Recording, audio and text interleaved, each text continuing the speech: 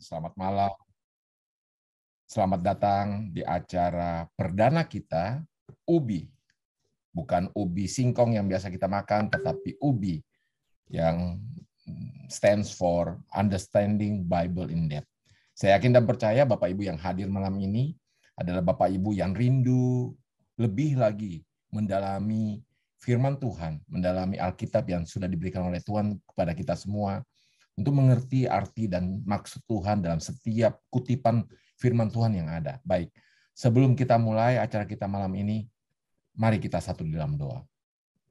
Tuhan, terima kasih untuk kesempatan di tengah minggu, di awal November ini, Tuhan, kami ada untuk sujud menyembah kepada Tuhan, dan secara khusus kami mau datang dengan hati yang terbuka, tanah yang subur, untuk diisi dengan kebenaran firman Tuhan, untuk lebih lagi mengerti akan firman-Mu ya Tuhan. Kami berdoa secara khusus memberkati Bapak Pendeta Hendrik Timotius yang akan menjadi hamba, memberkati kami malam ini dengan firman-Mu. Engkau urapi dia, Engkau berkati dia, Engkau sendiri yang menaruh firman-Mu di dalam mulut bibir lidah hamba-Mu dan memakai sarana yang digunakan oleh hamba-Mu menjadi berkat bagi kami semua malam ini. Seberapa kami yang ada dalam Zoom malam ini, kami yakin dan percaya Engkau akan hadir bersama dengan kami, dan kami minta Tuhan, pencerahan dari Tuhan, kemampuan kami untuk menganalisa lebih lagi setiap arti daripada firman lebih dalam kehidupan kami, untuk bisa kami pakai membawa kehidupan kerohanian kami lebih lagi dekat sama Tuhan. Terima kasih ya Bapak, kami menyerahkan acara kami malam ini dari awal, pertengahan hingga akhirnya, dan biar Engkau yang bertahta di dalam acara kami malam ini, di dalam nama Tuhan Yesus. Amin. Baik, selamat malam Bapak Ibu, Shalom. Terima kasih sudah hadir bersama dengan kami malam ini. Saya ingin menyambut Pak Hendrik Timadius yang sudah ada bersama dengan kami malam ini, dan juga Pak Heri sebagai host dari acara malam ini. Malam ini adalah sesi perdana kita dalam acara UBI, Understanding Bible in Depth. Suatu acara yang bisa kita akan jalani setiap minggu kedua dan keempat dalam setiap bulan, ya. Jadi setiap Rabu minggu kedua dan keempat pukul 7.30 malam. Mungkin Pak Marsi bisa share screen daripada UBI, silakan. Terima kasih Pak Marsi. Jadi ini acara perdana, jadi ini terbuka buat jemaat kita dan juga terbuka untuk banyak orang. Nah, judulnya memang kita singkat dengan UBI, Understanding Bible in Depth. Visi kita daripada UBI malam ini ada dua. Yang pertama adalah equipping. Kita berharap dengan acara malam setiap Rabu, minggu kedua dan keempat ini bisa memperlengkapi dengan pengajaran firman Tuhan dengan mengupas hal-hal doktrinal serta topik-topik populer yang banyak menjadi pertanyaan dan dibutuhkan oleh para pelayan Tuhan, hamba Tuhan, dan juga jemaat untuk pertumbuhan kedewasaan rohani dan pembekalan untuk pelayanan dan dalam kehidupan kita tentunya. Nah, yang kedua adalah kami dengan acara ini adalah ingin untuk training atau melatih memberdayakan mereka agar siap diutus dalam penjagaan jiwa-jiwa. Ini adalah amanah agung dari Tuhan yang harus kita lakukan. Jadi ini tujuan daripada UBI, dan ini visi daripada UBI dilakukan di CK1. Silakan next. Nah, pembicara kita malam ini adalah tema kita malam ini adalah konsep keselamatan versus hyper grace. Ya, pembicara kita malam ini adalah Bapak Pendeta Hendrik Timadius, Pastor Hendrik Timadius. Pak Hendrik Timadius adalah seorang hamba Tuhan yang menggembalakan di Suprayon 3B di Citraraya, di Banten. Bapak Hendrik Timadius juga menjabat beberapa tugas pelayanan saja, itu sebagai Ketua Tim Teologi GBI Gatot Subroto, anggota Forum Teologi GBI dan dosen STTB The Way, dan juga Ketua Departemen Kom GBI Modern Land di Rayon 3. Pak Hendrik juga menjabat sebagai Kepala Bidang Misi BPD GBI Banten. Nah, kalau lihat pendidikannya, saya minder sendiri, tapi beliau dari sarjana teknik di ITB, menjadi MBA di Monash, Mount Elisa Business School, tetapi 2014 beliau dipanggil Tuhan masuk menjadi seorang master teologi di STTB Indonesia. Nah, beliau juga sudah memiliki banyak sekali karya tulis yang menjadi berkat bagi banyak orang. Ada visi penyembahan Daud, landasan teologi Alkitabiah, dan lain-lain. Saya nggak akan bacakan semuanya.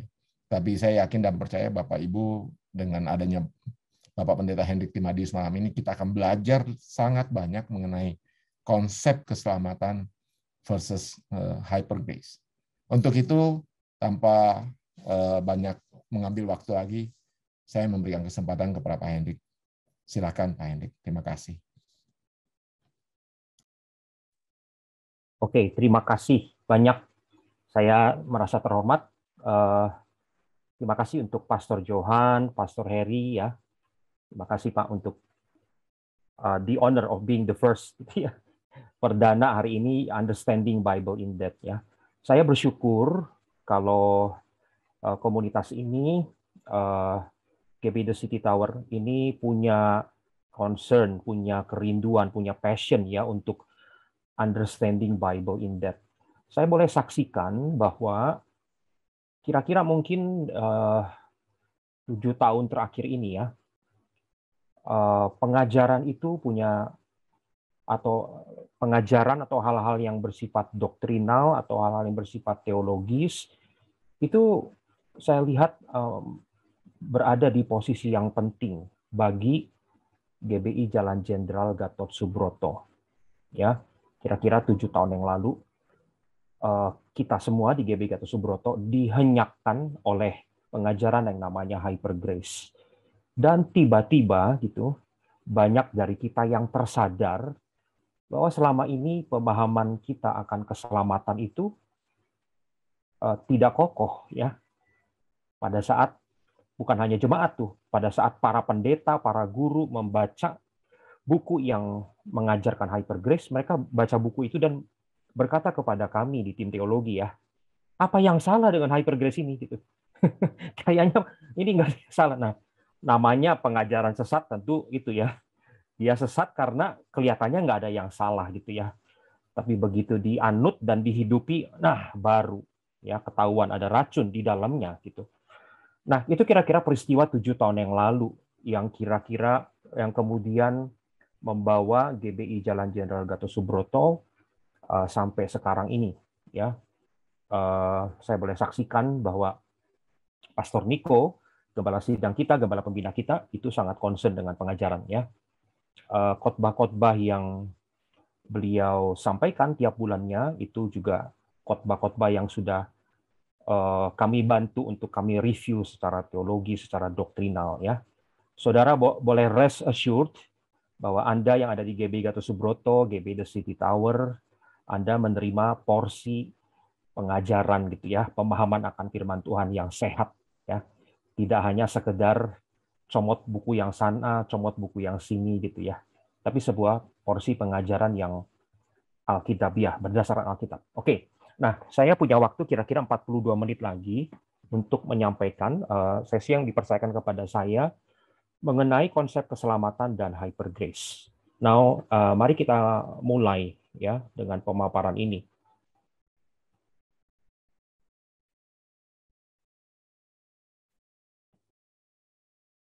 Oke, kita mulai. Jadi yang akan kita bahas dalam 42 menit ke depan, kita pengen lihat apa yang Alkitab katakan tentang keselamatan. Tentu kalau kita bicara keselamatan harus berdasarkan Alkitab ya. Dan setelah kita melihat keselamatan yang sejati, keselamatan yang asli dalam tanda petik, sekarang kita mau mencoba mengutik gitu ya. Keselamatan menurut hyper grace itu seperti apa? Tentu hyper grace ini juga orang-orang punya pendapat yang berbeda. Ada yang bilang hyper grace ini gajah dengan taring sekian panjang, belai sekian panjang, kakinya ada sekian. Ada yang bilang hyper grace seperti itu. Tapi paling tidak malam hari ini kita akan melihat beberapa ciri ya yang umum kita jumpai di dalam pengajaran yang namanya Hyper Grace. Dan terakhir kita akan mencoba memberi respon. Hyper Grace bilang apa, kita meresponi itu berdasarkan Alkitab, berdasarkan firman Tuhan. Sehingga kita bisa mengkoreksi ya apa yang disampaikan oleh banyak guru-guru yang menganut Hyper Grace. Oke, kita mulai dengan keselamatan yang alkitabiah. Ya, saya mau mulai konsep keselamatan yang alkitabiah dari kasih karunia, dari grace. Ya, saya merasakan di dalam pengamatan saya, terutama sesudah tahun 2014, di mana GBI Gatot Subroto berperang melawan Hyper Grace, saya melihat, ya paling tidak pengamatan saya, tentu tidak sepenuhnya benar, ya. Saya mengamati hamba-hamba Tuhan takut khotbah tentang grace. Takutnya, wah ini khotbah tentang grace, jangan-jangan dia berbau hyper grace gitu kira-kira. Ya mungkin saya mengerti lah kekhawatiran itu. Tapi alangkah sayangnya, kalau gara-gara hyper grace, kita jadi tidak memahami atau kita jadi takut untuk berurusan dengan yang namanya grace atau kasih karunia. So, jadi kalau bicara tentang keselamatan, saya akan mulai dengan kasih karunia. Ya, karena ini prinsip yang paling dasar dari keselamatan kita. Terjadi karena kasih karunia yang diresponi oleh iman. Kasih karunia atau anugerah adalah bagian Tuhan yang memberikannya kepada kita. Iman adalah bagian kita yang meresponi kasih karunia itu. So, jadi kalau kita bilang keselamatan adalah karena kasih karunia, itu kita lagi bicara give and take ya. Tuhan memberikan dan kita meresponinya gitu. Jadi keselamatan itu bukan karena perbuatan.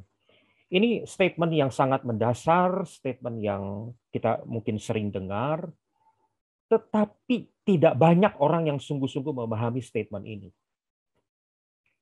Ini dicerminkan dengan beberapa pertanyaan yang sering saya dengar. Semoga nanti pertanyaan ini muncul di dalam sesi tanya jawab ya. Pak, ini ya konsep bahwa keselamatan itu karena kasih karunia, bukan karena perbuatan. Pak, kalau bayi yang baru lahir kemudian dipanggil Tuhan, gimana Pak? Dia masuk surga atau masuk neraka Pak? Nah, salah satu pertanyaan yang sering muncul ya. Apalagi, Pak, gimana ya kalau ada anak muda yang cinta Tuhan, di dalam Tuhan, tapi masih berdosa kan ya? Masih ada dosa yang terjadi dalam kehidupannya. Dia sering berdoa, mengaku Tuhan saya berdosa, ampuni dosa saya yang satu ini Tuhan, darah Yesus menguduskan saya, amin. Tapi satu ketika, satu malam dia mengalami kecelakaan dipanggil Tuhan. Dan hari itu dia belum sempat untuk berdoa, minta ampun sama Tuhan untuk hari itu. Dan ada banyak pertanyaan yang bertanya seperti ini. Si anak muda yang hari itu meninggal karena kecelakaan dan belum sempat doa minta ampun, dia masuk surga atau masuk neraka? Nah, ini hanya beberapa gelintir pertanyaan-pertanyaan yang sering muncul yang bagi saya mencerminkan tidak banyak orang yang sungguh-sungguh memahami dan menyelami konsep keselamatan ini. Ya, karena kasih karunia diresponi oleh iman, bukan karena perbuatan. Bukan berarti perbuatan tidak memiliki peran atau tempat di dalam keselamatan. Iya, ada peran dan tempat perbuatan di dalam keselamatan dan nanti kita akan lihat itu. Ya, tapi kita mulai dulu dengan yang satu ini. Ya, jangan sampai anak-anak Tuhan jadi rancu tentang keselamatan, terutama mungkin kalau mendengar khotbah-khotbah populer. Ya, ada orang, saya pernah dengar beberapa khotbah yang kalau orang tidak memberikan persepuluhan, dia adalah pencuri atau perampok. Dan pencuri atau perampok itu dikutuk oleh Tuhan. Saudara-saudara, kalau perampok dikutuk oleh Tuhan, kira-kira masuk surga atau neraka? Kira-kira gitu ya, saudara. Wah, jadi ada banyak sekali yang kita perlu tune up lagi nih. Ya, kalibrasi ulang tentang pemahaman kita akan keselamatan. Harus dimulai dari kasih karunia. Dan kasih karunia itu berarti apa? Pemberian yang diberikan bukan atas dasar keadilan. Pemberian itu diberikan bahkan ketika orang yang menerima pemberian itu tidak layak untuk menerima itu. Nah, inilah luar biasanya kasih karunia ya. Kalau saudara diberi hadiah, gift, karena ulang tahun, itu namanya bukan kasih karunia. Yaitu gift aja, pemberian gitu ya. Itu bukan anugerah gitu. Tapi kalau Tuhan Yesus memberikan kepada kita anugerah keselamatan, meskipun kita masih berdosa, meskipun kita masih memberontak kepada Tuhan, kita tidak layak untuk diselamatkan, kita layak untuk menerima hukuman kekal. Pemberian yang seperti itu namanya anugerah atau kasih karunia. Ya, oke. Nah, jadi keselamatan hanya ada di dalam satu pribadi, yaitu Yesus Kristus. Saudara, di dalam keselamatan yang dikaitkan dengan satu pribadi, ini konsep yang sangat breakthrough. Contohnya, ya kalau kita bicara beberapa kepercayaan lain, ya saya tidak perlu bicara secara spesifik gitu ya. Ada kepercayaan yang percaya bahwa keselamatan ditentukan berdasarkan keadilan. Apa yang kau lakukan antara kejahatan dan kebaikan, mana yang lebih besar, kira-kira ya. Timbangannya lebih ke arah yang baik atau yang jahat. Keselamatan ditentukan oleh itu. Akumulasi baik dan jahat. Gitu. Ada beberapa kepercayaan lain juga yang bahkan memahami keselamatan sebagai hidup yang terus berputar. Hidupnya ulang lagi dari awal. Selesai kehidupan yang ini, besok mulai lagi kehidupan yang baru sebagai orang lain, sebagai makhluk lain. Ya, tidak ada ujung, tidak ada awal, tidak ada ujung. Semua adalah hidup yang terus berputar, gitu ya. Jadi saudara lihat, begitu sekarang firman Tuhan bilang keselamatan hanya ada di dalam Yesus Kristus, tidakkah ini breakthrough? Ya, ini pemahaman yang simple, tetapi pada kenyataannya juga saya pernah satu kali dilaporkan ya oleh salah seorang rekan guru kom. Rekan guru kom ini bilang sama saya, Pak, saya pernah nanya nih kepada salah satu pengerja di tempat kami, pengerja ini ya, JC atau youth, saya lupa lagi nih, antara JC atau youth gitu ya. Saya pernah tanya sama mereka, menurut kamu orang yang tidak di dalam Yesus tapi berbuat baik diselamatkan atau tidak? Nah ini ya pengerja JC atau youth ini menjawab, ya karena dia baik ya diselamatkan dong. Masa orang baik nggak diselamatkan gitu. Nah ini sudah, ini kelihatannya simple, tetapi pada kenyataannya ada banyak orang yang tidak memahami. Ya sekali lagi hanya ada di dalam Yesus Kristus. Ya, bagaimana keselamatan itu ada di dalam Kristus Yesus? Tentu ada macam-macam. Ya, ada macam-macam. Memahaminya macam-macam gitu. Apakah orang itu harus masuk gereja? Apakah orang itu kalau dia tidak masuk gereja gimana? Ketemu dengan Tuhan. Dia berjumpa dengan Tuhan. Dan dia mengaku, engkau adalah Tuhan. Tapi dia tidak terhisap di gereja. Karena satu dan lain hal yang sensitif, dia tetap ada di dalam kepercayaannya. Apakah orang ini diselamatkan? Nah, ini kan ya. Ini pertanyaan-pertanyaan ini menunjukkan bahwa ini satu konsep yang penting yang banyak orang belum mengerti sepenuhnya. Dan yang penting lagi adalah keselamatan itu berakar pada kasih Allah. Begitu besar kasih Allah akan dunia ini sehingga ia mengaruniakan anaknya yang tunggal, yaitu Tuhan Yesus. Sehingga orang yang percaya kepadanya tidak binasa, melainkan beroleh hidup yang kekal. Keselamatan berakar kepada tindakan kasih Allah. Saudara, honestly, secara jujur, ada orang yang lebih memahami keselamatan berdasarkan kedaulatan. Kamu dipilih, kamu selamat. Kamu nggak selamat. Udah, terima. Waduh, saudara. Ya, Allah berdaulat. Sebagian dipilih oleh Tuhan untuk diselamatkan, sebagian lagi berarti dipilih Tuhan untuk masuk neraka. Saudara, kira-kira gimana kita memahami Tuhan yang seperti itu? Sebelum dunia dijadikan, kita dipilih. Betul itu ya. Tapi untuk bilang bahwa kita dipilih untuk diselamatkan, apakah berarti ada orang yang dipilih untuk masuk neraka? Dan kalau Tuhan memilih orang masuk neraka, apakah kira-kira menurut saudara itu match dengan kepribadian Tuhan, dengan sifat Tuhan? Ya. Nah, jadi saudara, kita cukup kesulitan kalau kita mau memahami keselamatan hanya berdasarkan kedaulatan. Kamu dipilih, sebagian tidak dipilih, gitu ya. Tapi kalau kita memahami keselamatan dari kasih-Nya Tuhan, nah ini baru keren. Ya. Kasih itu seperti apa sih? Kasih itu berarti Tuhan memberikan kasih dan kita bisa meresponi, kan, mau menerima atau menolak kasih itu. Betul nggak? Kasih yang sejati adalah kasih yang punya pilihan apakah itu diterima atau ditolak. Kalau kasih itu hanya bisa diterima tanpa ada opsi ditolak, kita perlu bertanya, itu kasih atau kasih yang dipaksakan? Kira-kira gitu ya. Gitu. Tidak bisa terima jawaban lain, harus menjawab iya gitu. Oke. Nah, kita bertanya gini, saudara, kan ya. Kita jatuh di dalam dosa, waktu Tuhan berikan kasih karunia kepada kita, manusia yang jatuh di dalam dosa, manusia yang telah kehilangan kemuliaan Allah, manusia yang by nature, di dalam sifat yang hakiki, memberontak, tidak mau datang kepada Tuhan. Tuhan tawarin kasih karunia, kira-kira gimana respon orang berdosa? Jangan Tuhan.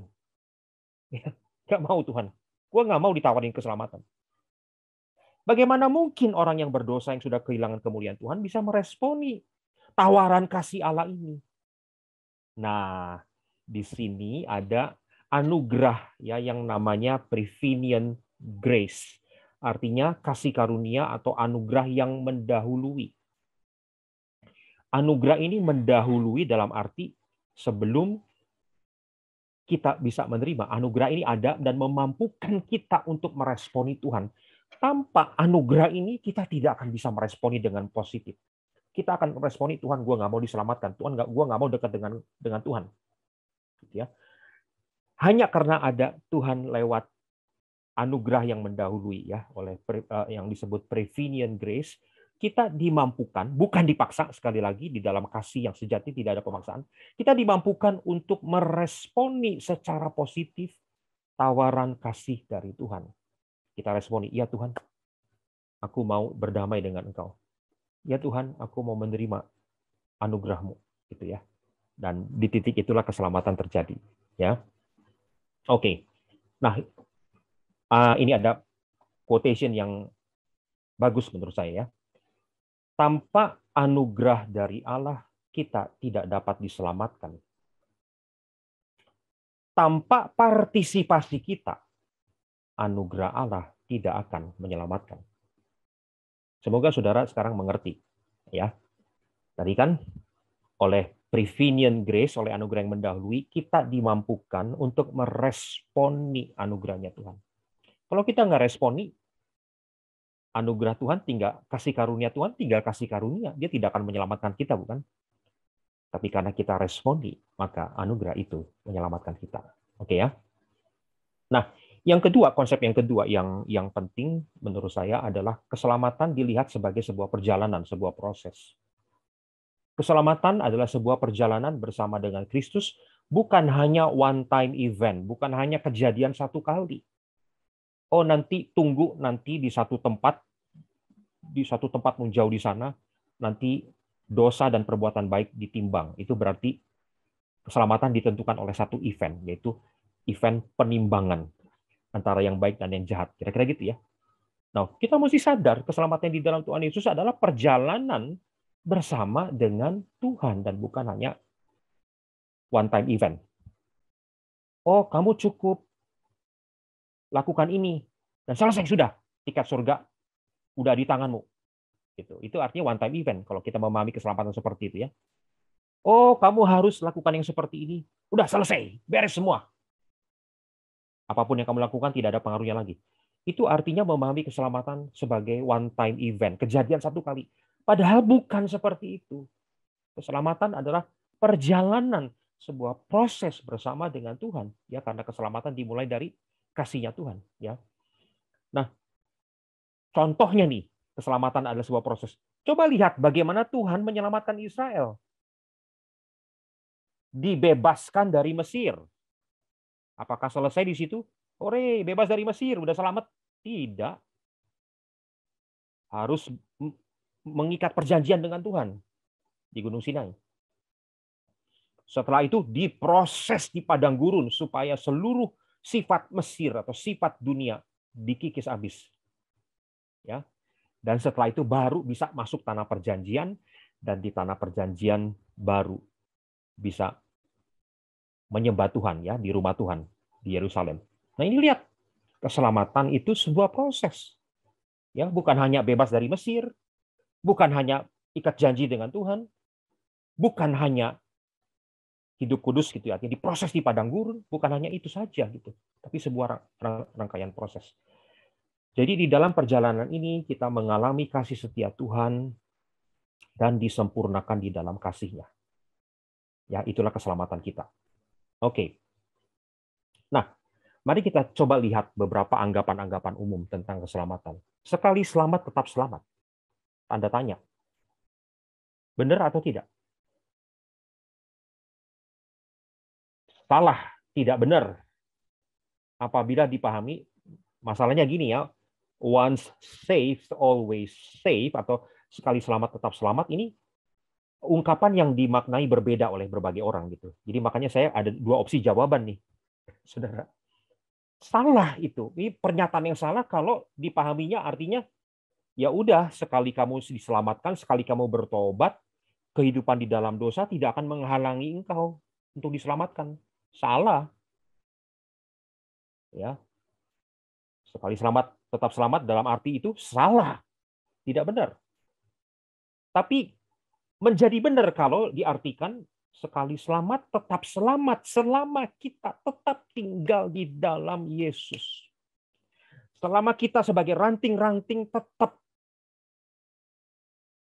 terhubung dengan pokok anggur itu, yaitu Tuhan Yesus. Begitu tidak tinggal di dalam Yesus, Yohanes 15 ayat 6, maka ranting itu menjadi kering, dikumpulkan orang, dicampakkan ke dalam api dan dibakar. Ya. Oke, saya kasih ilustrasi perjalanan kereta api ya. Misalkan ada seorang yang mau melakukan sebuah perjalanan dari Jakarta ke Surabaya memakai kereta api. Oke. Pertanyaannya, begitu orang ini beli tiket dan masuk ke dalam kereta api, katakanlah di stasiun Gambir, apakah dia akan sampai ke Surabaya? Dia udah beli tiket, dia udah masuk kereta api di stasiun Gambir. Apakah dia pasti sampai ke Surabaya? Tidak sampai. Kalau tiba-tiba dari stasiun Gambir dia baru sampai Cirebon, saya nggak jadi ke Surabaya. Ternyata ada saudara di Cirebon yang perlu saya kunjungi, dia berhenti turun di Cirebon, nggak sampai ke Surabaya, betul ya. Tapi kalau dia tetap stay di dalam perjalanan itu, terus di dalam jalur trek itu sampai ke Surabaya, maka dia akan sampai ke Surabaya. Saudara, kira-kira seperti itu ya. Keselamatan dipahami sebagai sebuah perjalanan. Nah, kalau itu perjalanan, mari kita lihat urutan-urutannya gitu kan ya.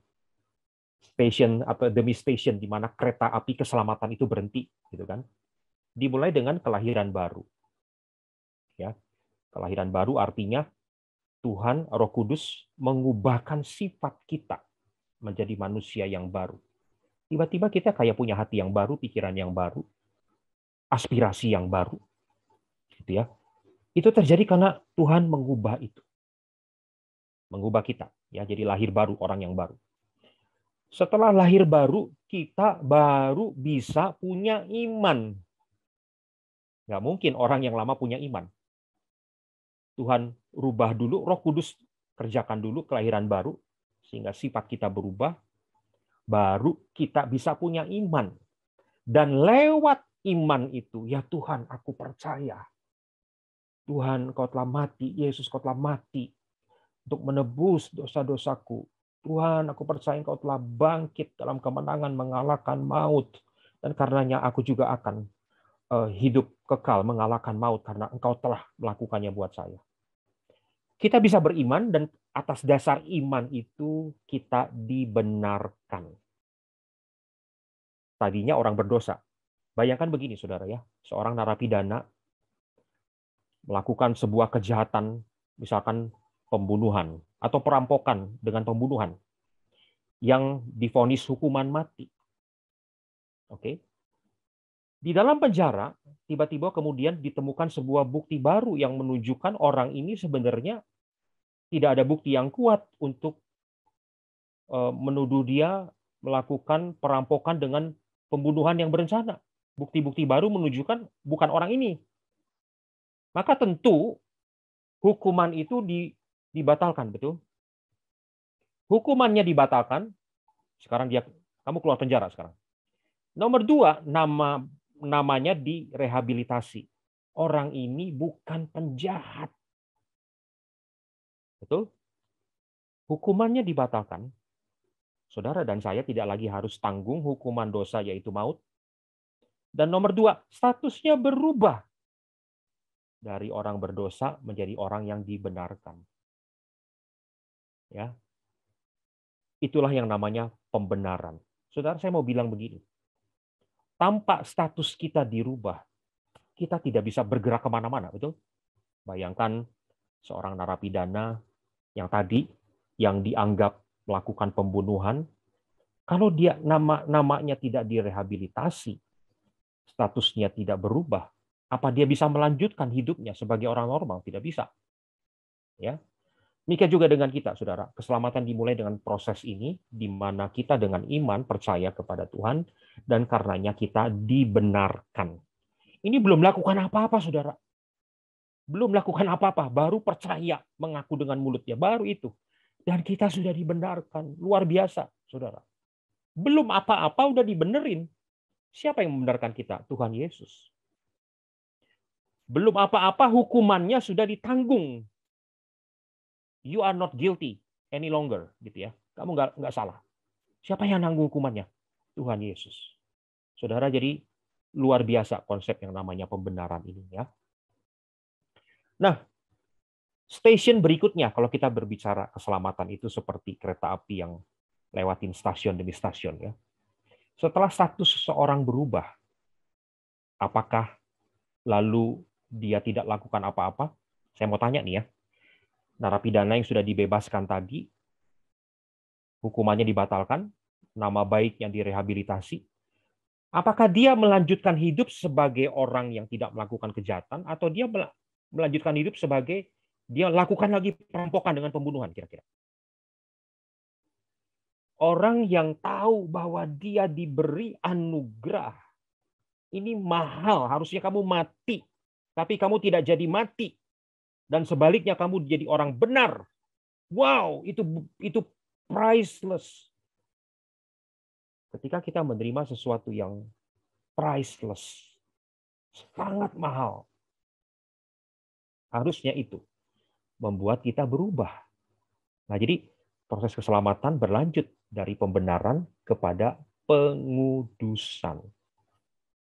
Orang yang sudah diselamatkan karena dia menerima kasih karunia atau anugerah tadi lewat imannya, tentu dia tidak akan tinggal diam, ya.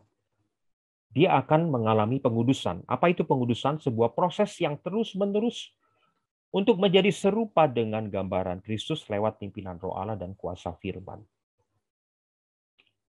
Orang itu akan berubah secara supranatural. Karena kalau Roh Kudus yang bekerja, dia bekerja secara supranatural. Firman Allah yang bekerja, dia bekerja secara supranatural. Ada banyak sekali paradigma lama kita yang kalau berubah selalu dimulai dengan, oke, kamu mau bikin rencana apa supaya berubah? Benar nggak? Apalagi kita yang di marketplace. Kalau dibilang kita akan berubah, pasti langkah pertama, oke, what is your plan untuk berubah? Lakukan A, B, C, gitu kan? Nah, tapi perubahan menjadi semakin serupa dengan gambar Yesus is not about kamu mau lakukan apa dulu, tetapi apa yang Roh Kudus kerjakan. Kamu harus sadari, Roh Kudus lakukan ini.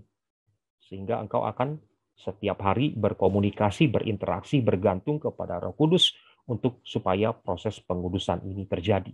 Now, ini luar biasa, saudara. Ya.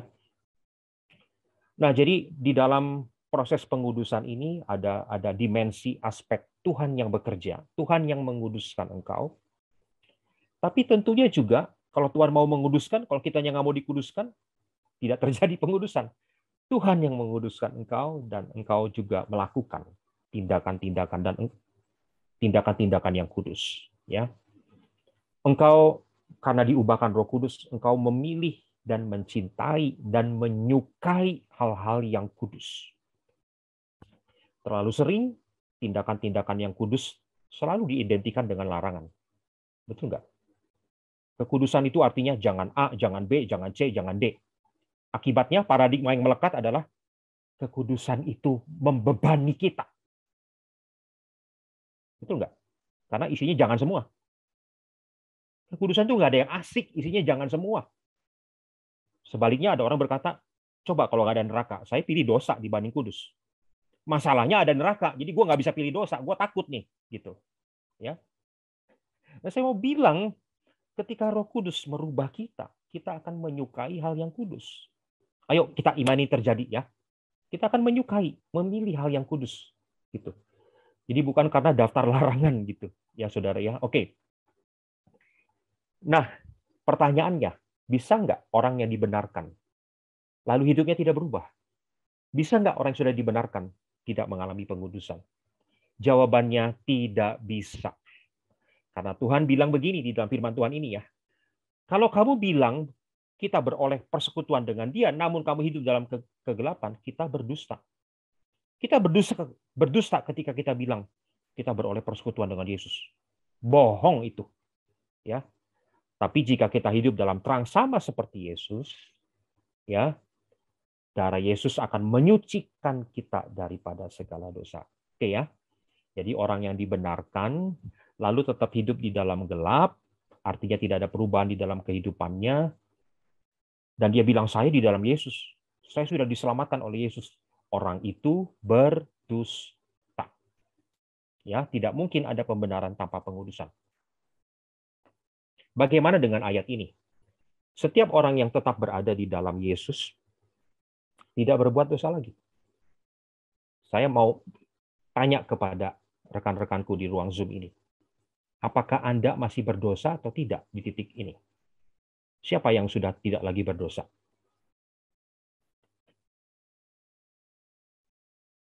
Ayat ini bilang tidak berbuat dosa lagi. Tapi kenyataannya kita masih berdosa. Kita yang salah atau ayat ini yang salah, saudara? Tentu firman Tuhan nggak mungkin salah, saudara ya. Nah, jadi penting sekali untuk kita lihat terjemahan-terjemahan lain supaya kita. Karena masalahnya bahasa Indonesia tidak mengenal tenses ya. Inggris mengenal tenses. Jadi kita tahu nih kata kerjanya yang apa nih, present tense, present continuous atau apa gitu. Nah, begitu di dalam bahasa Inggris kita tahu yang namanya tidak berbuat dosa lagi itu present continuous ya. Keeps on sinning, terus-menerus hidup dalam dosa, terus-menerus berbuat dosa. Jadi ayat ini mau bilang kita yang berada di dalam Yesus tidak akan terus-menerus hidup di dalam dosa, tidak akan punya gaya hidup dosa, tidak akan karakternya dosa gitu ya. Masih bisa berdosa? Masih. Tapi dia tidak akan tetap berdosa. Tidak akan tetap mempertahankan dan hidup di dalam karakter dosa. Gitu ya. Nah, ini firman Tuhan berkata seperti itu.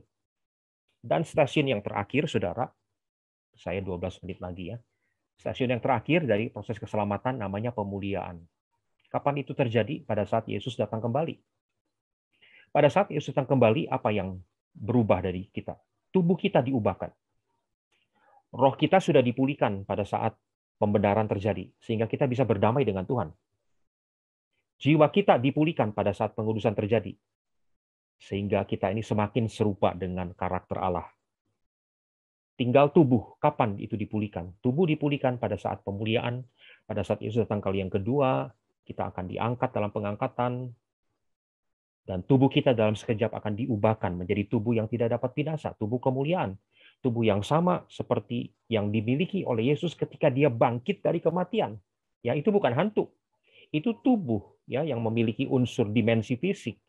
Tetapi itu tubuh yang tidak akan mengalami maut. Itu saudara ya, luar biasa ya ini. Kita tidak bisa membayangkan karena tidak ada yang seperti ini gitu. Kita hanya bisa berdasarkan firman Tuhan mengimani ini gitu ya. Luar biasa, tubuh kemuliaan. Nah, di titik yang namanya pemuliaan ini, 1 Yohanes 3 ayat 2 bilang, kita akan menjadi sama seperti Dia.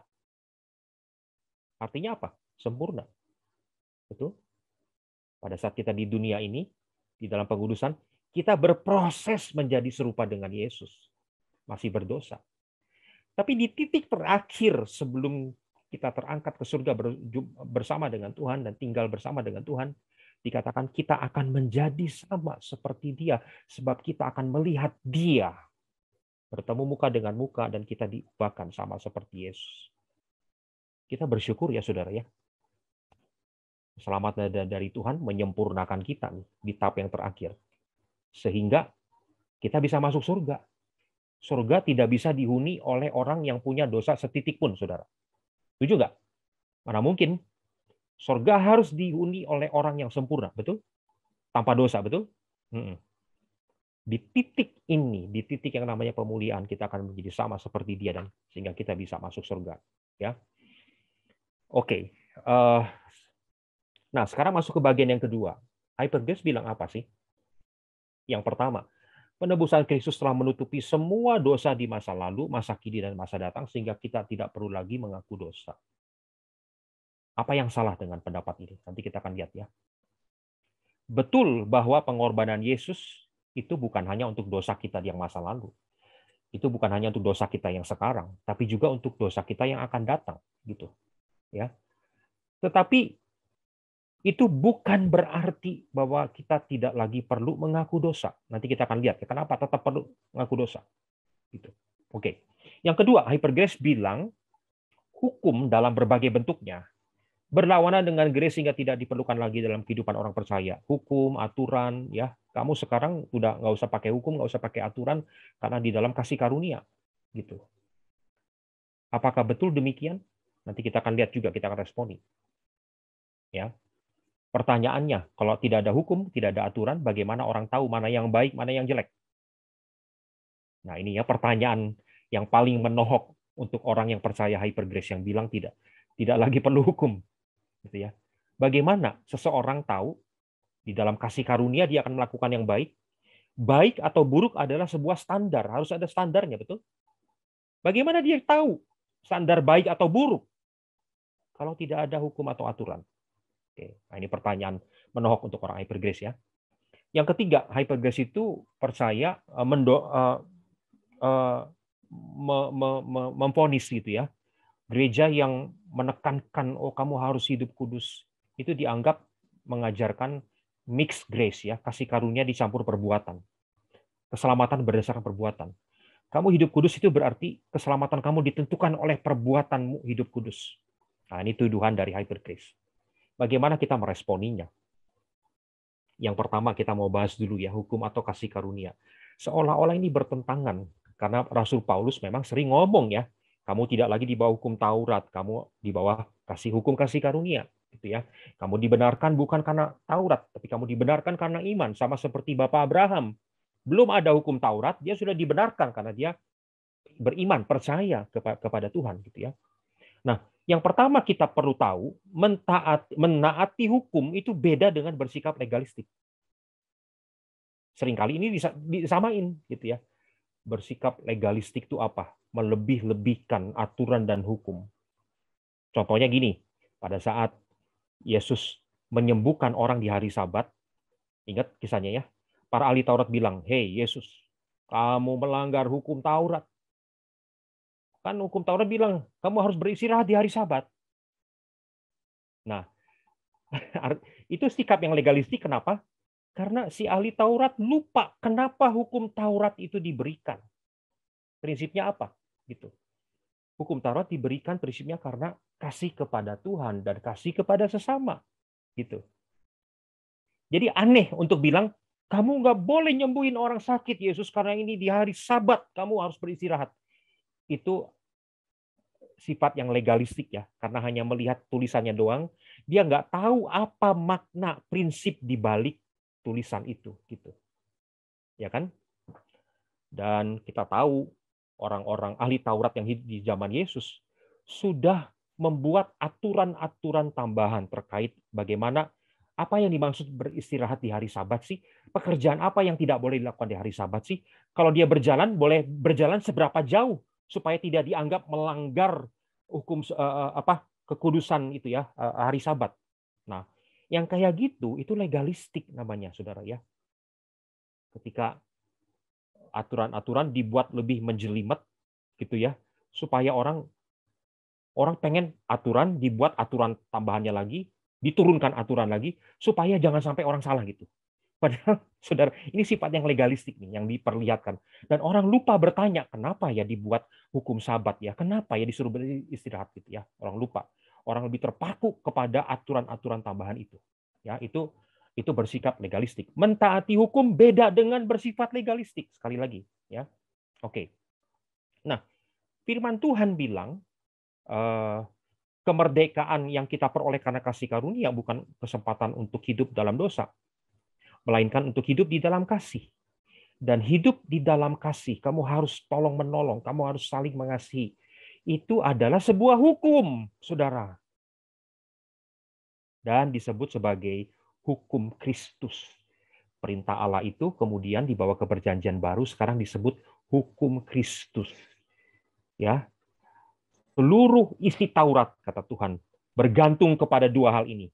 Kasihilah Tuhan Allahmu dan kasihilah sesamamu. Ini adalah hukum, disebut sebagai hukum Kristus. Jadi kita tidak perlu membenturkan kasih karunia atau hukum. Nggak ada hukum lagi, siapa bilang? Kalau ada orang yang bilang nggak ada hukum lagi, berarti dia tidak perlu mengasihi Tuhan, tidak perlu mengasihi sesama. Gitu ya. Nah, jadi kita tidak perlu membenturkan di dalam kasih karunia. Karena keselamatan kita adalah perjalanan, kita tetap perlu terus mengasihi Tuhan, mengasihi sesama, dan dengan demikian kita itu sebenarnya lagi melakukan hukum Kristus, ya. Respon yang kedua, perlu pertobatan atau enggak? Oke. Hypergrace bilang pertobatan satu kali aja waktu percaya pertama. Tuhan ampuni ya, Tuhan dosaku selesai, beres. Nah, padahal pertobatan adalah karya kasih karunia Tuhan yang mengubahkan pikiran, perasaan, dan kehendak kita. Bukannya sekedar Tuhan ampuni saya, selesai semua beres. Pertobatan itu perlu berulang karena di dalam pertobatan Tuhan mengubahkan pikiran, perasaan, dan kehendak kita. Step by step diubah gitu, ya. Pertobatan bukan hanya mengubahkan kita, saudara, pikiran dan perasaan kita. Pertobatan juga mengubahkan hubungan kita dengan Tuhan. Gitu. Ya, bicara lagi hubungan, bicara lagi meresponi kasih, gitu ya. Jadi pertobatan seringkali dianggap, waduh kamu sering bertobat ya, aduh kesian deh lu banyak dosa ya, lu selalu bergumul dengan dosa ya, jadi tiap hari bertobat. Nah, ini pandangan yang salah. Ya, pertobatan bukan tentang seseorang itu selalu bergumul dengan dosa, selalu kutik-kutik dosa, jadi dia bertobat gitu. Bukan. Pertobatan adalah sebuah demonstrasi dari rasa lapar kita kepada hubungan yang intim dengan Tuhan, gitu.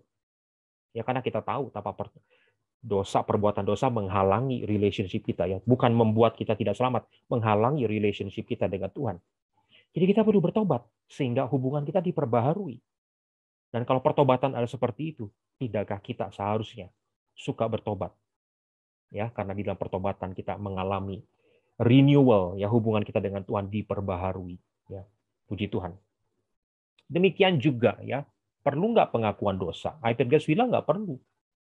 Sekali kamu bertobat di awal, selesai sudah. Kamu sudah pegang tiket ke surga.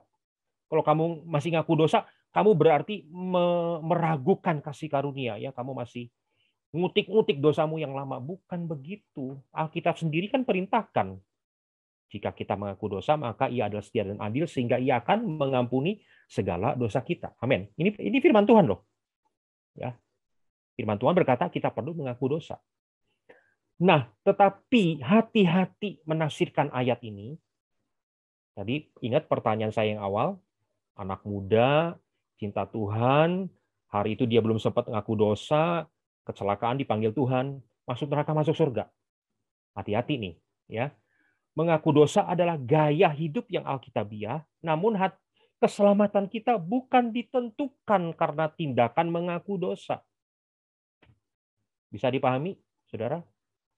Kalau kita bilang ada sebuah tindakan yang menentukan keselamatan kita, termasuk mengaku dosa, kita lupa tadi kita bilang keselamatan karena kasih karunia lewat iman gitu ya. Nah, jadi hati-hati ya saudara ya.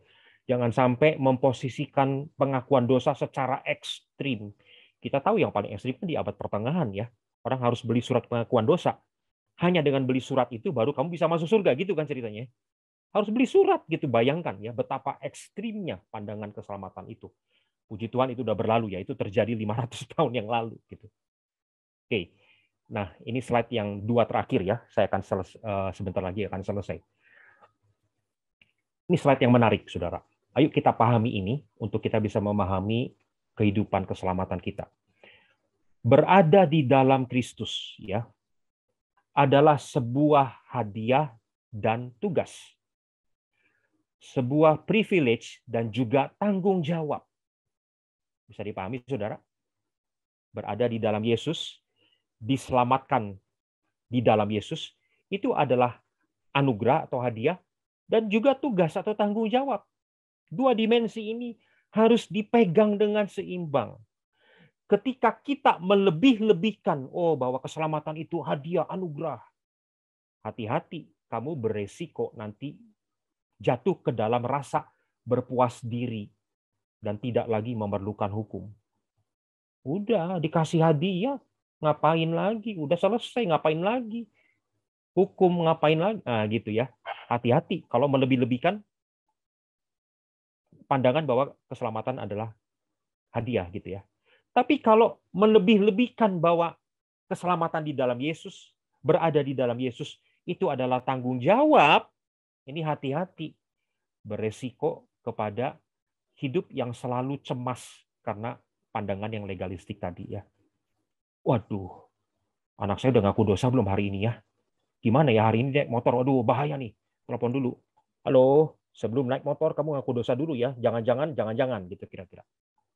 Ya, legalistic anxiety gitu ya. Selalu cemas gitu. Nah, kita perlu mempertahankan ini dengan seimbang, Saudara ya. Jangan sampai kayak hyper grace melebih-lebihkan anugerah gitu ya.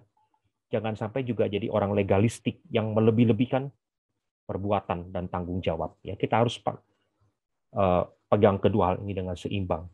Sebelum saya tutup, ini slide yang terakhir. Silakan saudara baca, karena Sinode Gereja Bethel Indonesia, Departemen Teologi, di mana saya juga melayani, itu telah membuat buku yang salah satu isinya adalah sikap GBI tentang keselamatan. Ya, jadi silakan baca tulisan ini. Saya lihat tulisannya tidak sulit untuk dimengerti, ya, sederhana saja. Saya punya buku ini dalam bentuk PDF. Jadi nanti boleh saya kasih ke siapa gitu, ke Pak Joni atau ke siapa gitu ya untuk disebarkan ya. Silakan, saya anjurkan Anda baca lagi ya. Saya rasa 45 menit tidak cukup untuk benar-benar menyelidiki apa itu makna keselamatan. Oke, puji Tuhan, waktu saya sudah habis. Saya serahkan kembali ke Pak Joni. Tuhan Yesus memberkati. Terima kasih Pak Hendrik, luar biasa pemaparannya. Saya yakin dan percaya kita banyak mencatat hal-hal yang penting. Saya suka sekali 2 slide terakhir, bahwa it's not only a gift, tapi ada tanggung jawab, ada hak dan kewajiban dalam bahasa sederhananya, Pak Hendrik. Ya. Pak, saya udah punya lebih dari 10 pertanyaan malam ini. Mudah-mudahan kita punya cukup waktu untuk membahas, Pak. Saya mulai saja dengan pertanyaannya, Pak Hendrik. Ya, pertanyaan pertama, Pak. Seorang percaya, tetapi sesaat sebelum meninggal, meragukan dan mempertanyakan Allah. Apakah akan tetap selamat? Oke, meragukan dan mempertanyakan Allah. Oke ya, saudara, Alkitab itu mengenal ada sebuah istilah yang paling sering ditanya. Saya nggak tahu ini apa masuk dalam 10 pertanyaan ini. Sebuah dosa yang tidak bisa diampuni. Apa namanya? Dosa menghujat Roh Kudus. Ya, waduh, tidak bisa diampuni tuh. Berarti tidak selamat. Iya. Kalau orang sampai masuk ke dalam dosa itu. Sehingga semua orang bertanya, Pak, apa sih maksudnya dosa menghujat Roh Kudus? Jangan-jangan saya, gitu kan ya. Orang takut sekali masuk ke dalam ranah dosa menghujat Roh Kudus karena dikatakan tidak bisa diampuni. Menghujat anak manusia bisa diampuni, menghujat Roh Kudus tidak bisa diampuni. Tidak selamat gitu. Nah, oke, apa itu dosa menghujat Roh Kudus? Saya tidak akan jelaskan dulu apa secara praktis. Tapi dosa menghujat Roh Kudus berarti ada titik di mana ketika orang lewati titik itu dia nggak bisa balik lagi. Gitu ya. Gitu. Jadi dosa menghujat Roh Kudus itu bicara tentang point of no return. Ya, jangan sampai lewatin itu, karena kalau lewatin itu kamu nggak bisa balik lagi, gitu. Ya, tidak ada pengampunan lagi. Ya. Nah, jadi kalau saya kaitkan itu dengan pertanyaan tadi, di akhir hidupnya orang itu meragukan Allah. Again, kita tidak bisa menjudge meragukan Allah sampai ke titik mana. Apakah meragukan Allahnya, mempertanyakan Allahnya sampai sedemikian rupa, sampai hubungan dengan Allahnya rusak total kembali, dia tinggalin Tuhan, dia tidak lagi punya kesempatan bertobat gitu. Ya. Artinya apakah perbuatan meragukan Allah itu benar-benar sampai separah orang mencapai point of no return itu tadi? Nah, itu pertanyaannya gitu. Yang kita tidak bisa judge itu dengan hitam atau putih gitu ya, Saudara ya. Gitu. Bahkan saya berani bilang gini, kalau Saudara kita mengenal istilah yang diberikan kepada seseorang yang berpindah kepada kepercayaan rekan-rekan sepupu kita gitu kan ya, ada istilahnya kan, ada orang-orang Kristen yang pindah gitu kan ya. Kita tidak bisa menjudge itu orang Kristen yang pindah itu menghujat Roh Kudus.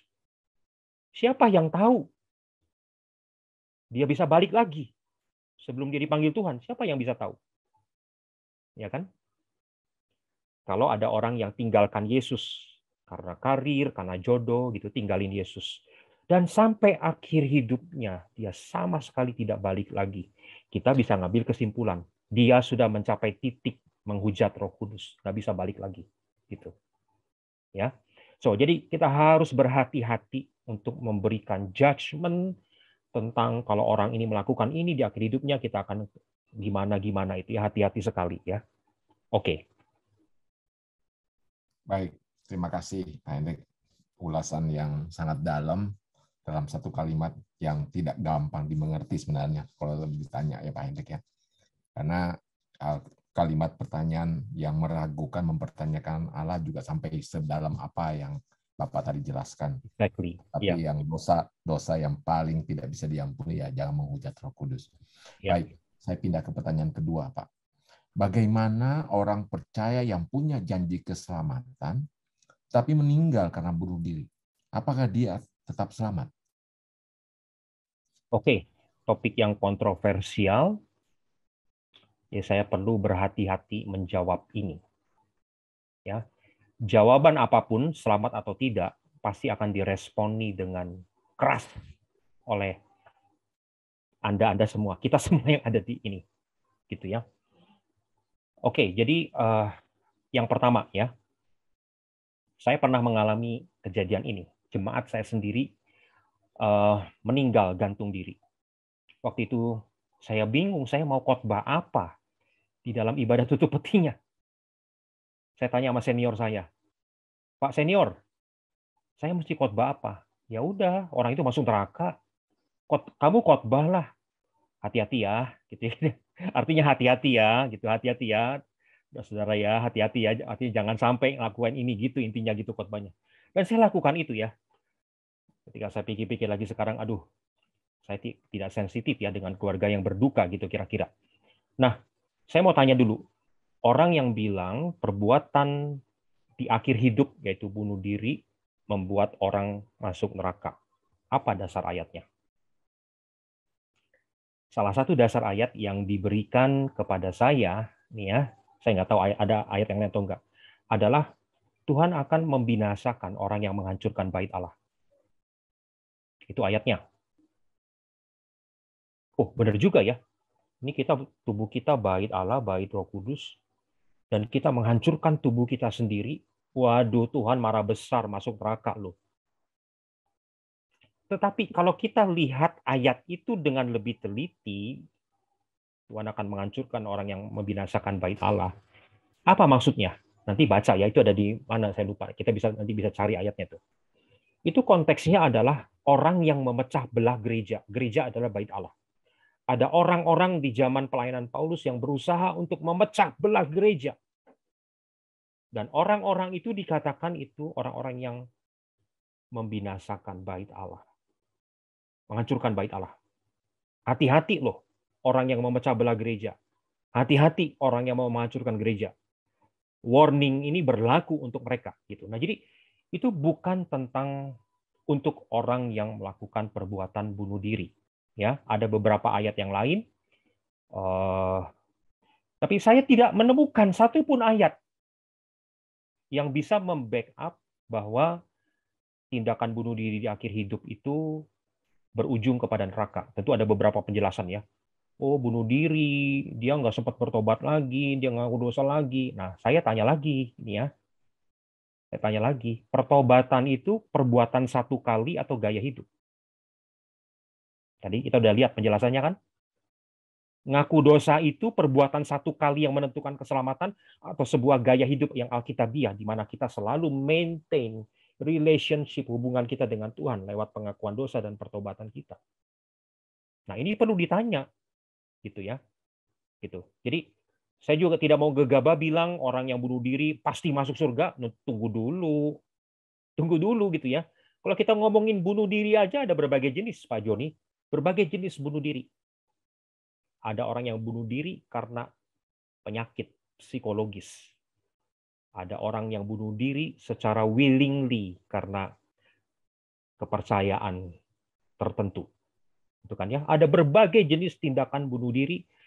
Dan saya yakin kita tidak bisa pukul rata itu semua, gitu.